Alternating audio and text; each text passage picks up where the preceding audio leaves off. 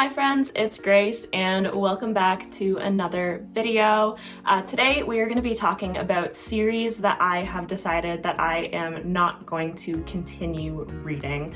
So these are for various reasons and I will explain my feelings about each of them. There are 9 series on this list and a few of them I have talked about a little bit in recent videos but not explicitly, but I just wanted to make this in preparation to do one of my series updates because these are essentially series that I know are being taken off the list and out of the equation, and from there I can figure out what series I am in the middle of, what series I have finished recently, etc. without worrying about these because I know that I am DNFing them, at least for now. I'm pretty confident about all of these, but then again, there is always the possibility that later I could, for some reason, want to read them again. And so, you know, that's not illegal, but for now, we're done with them. So I basically have these listed in order from when I last read a book from them. So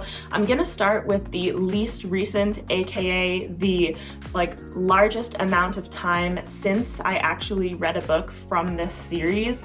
And so those are basically the ones that I am most confident that I'm not coming back to because it has been like years and I have not felt the urge to pick up any more of the books. So with that said, the first series on this list is the King of Scars duology by Leigh Bardugo, and for those who watch my channel very often, this is not a shocker because I just talked about how I'm unhauling this book in a recent video, but I read this in August 2020, so we are coming up to 3 years since I read the first book in this duology, and I didn't really plan to continue. I didn't feel strongly about this. It was kind of a pretty book, so I wanted to keep it on my shelves beside Six of Crows and Crooked Kingdom.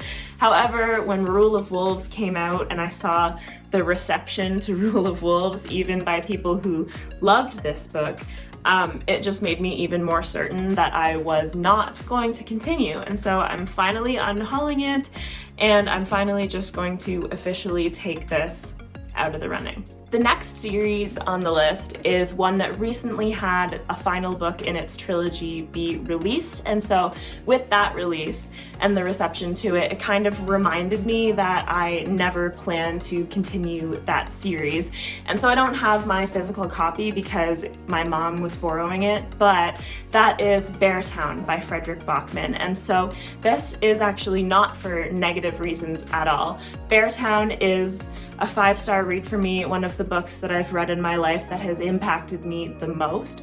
I thought that it was a phenomenal book, but the thing is, that's it for me. It is a perfect standalone. I just don't have any desire whatsoever to continue the series. So I read Beartown in November of 2020. So once again, we are coming up on, it's about 2.5 years rather than 3, but I would absolutely reread Beartown, but I'm never going to pick up the other continual books in the Beartown series just because it doesn't feel like a series to me. It didn't have a conclusion where you couldn't read it as a standalone, and so it's just gonna be a standalone for me forever.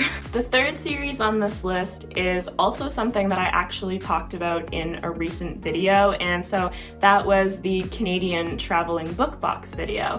And one of the books that I put into the box after it had come to me was Leviathan Wakes by James S.A. Corey, because I read that first book in the Expanse series, and I read it in April 2021, and so that is when I started my channel, and that book was featured in one of my very first ever videos because that would have been in my April wrap-up. I would have talked about how I gave it I guess 3.5 stars if my memory serves, and I had high hopes.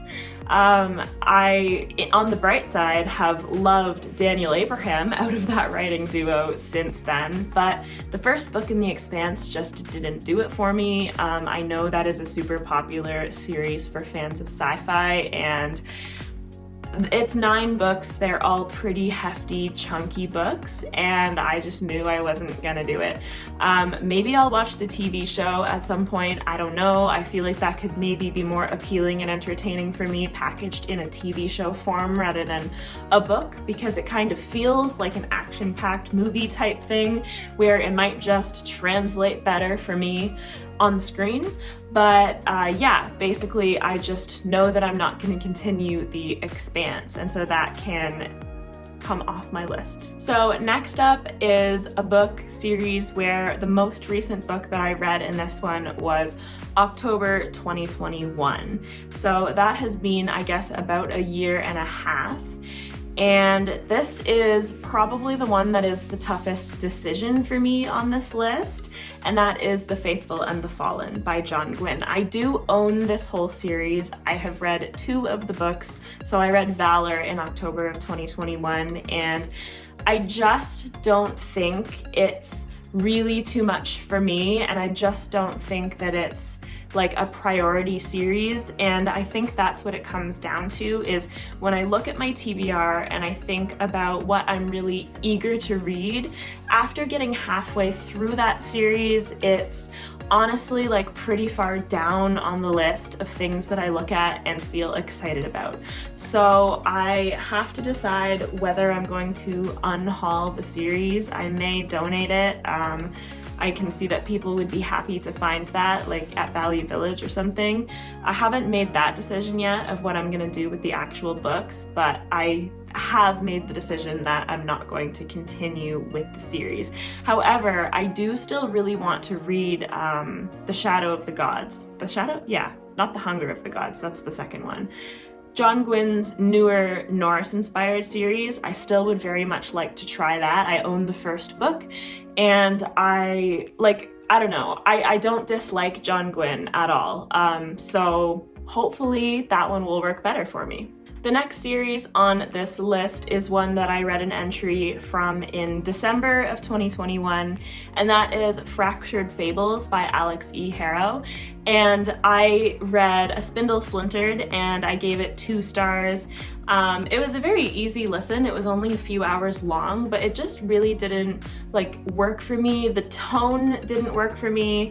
I didn't dislike the characters, but there was a lot of pop culture references, and I don't know, the whole vibe just didn't do it for me, and I didn't really enjoy myself. And so I have a feeling that all of those are very kind of short and sweet, and they're probably gonna have the same kind of snappy attitude to them, and I'm just not really interested in that. I still do have The Once and Future Witches by Alex E. Harrow though, and I am interested in reading that, but I'm just not going to continue in her Fractured Fables series. Then next up, the third most recent series on this list, with a book that I read in March of 2022, so it's been about a year since I finished that one, and that is the Illborn Saga by Daniel T. Jackson.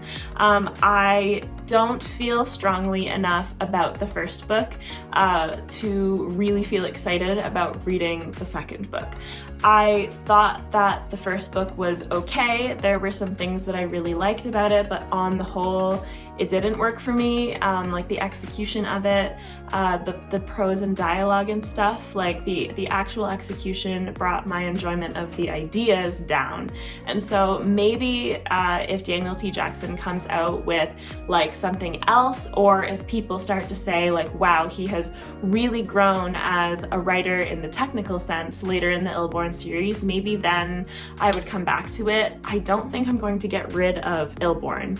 And so this is one that I am slightly less certain about because I'm willing to give a little bit more leeway, but for now I'm not really interested in continuing with Idol's Sin, unfortunately. The second most recent series that I will not be continuing is a book that I read in September of 2022, so I guess about 6-7 months ago. I guess that would be about 7 months ago, and that is the Wilderwood series by Hannah Witten. So that begins with For the Wolf, and this is another book that I don't actually think I'm gonna get rid of it because I think that it's really aesthetically pleasing. Maybe eventually I will, but I didn't feel negatively towards this book. I just also didn't feel positively towards it. I was hoping to like it a lot more, and with the ending and the way that some of the things were executed, I'm not certain about like the direction things are going and whether I would like the way that this author will execute a plot like that. And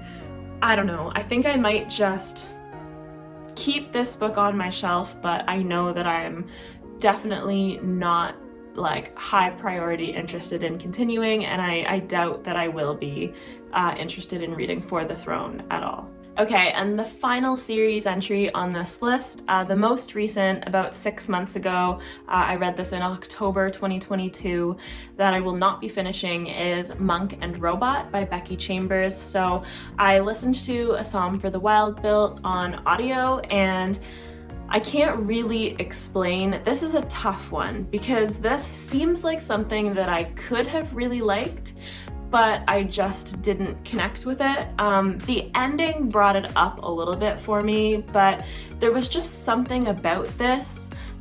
Usually I like cozy things, but it was almost like this was just too like idealistic for me. And it sounds strange to say because like there is still some conflict. It's mostly internal conflict, but I just didn't quite get it. Like, I wish I liked it more, but the beginning was interesting and the end was interesting, but the middle, a lot of it was quite dull to me. And for such a short book, it kind of says something that it managed to get like so boring to me throughout the middle, because you would think that it wouldn't even have time to do that. So it's kind of unfortunate because I was really looking forward to listening to that and I was really thinking that I would like it more, but as it stands, I have no desire to continue in that series. So I hope that you found this video interesting. It definitely accomplishes something for me making these decisions, because there are just so many series to be read and so many series that I'm really loving and enjoying that I do kind of just have to take stock and figure out what I wasn't enjoying, what I wasn't as excited about, and just decide like, no, there's too little time to be reading things like that, and I really just need to focus on the things that I am loving. And yeah, so that is it for this one. Let me know if there are any of these that you fervently think that I am making a mistake about, and maybe I will reconsider depending on what you say to convince me. But yeah, those are the 9 series that I am just not going to continue with.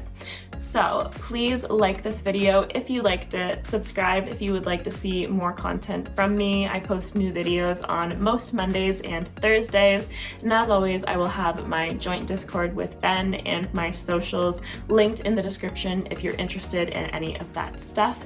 And I hope that you have a fantastic rest of your day. Bye!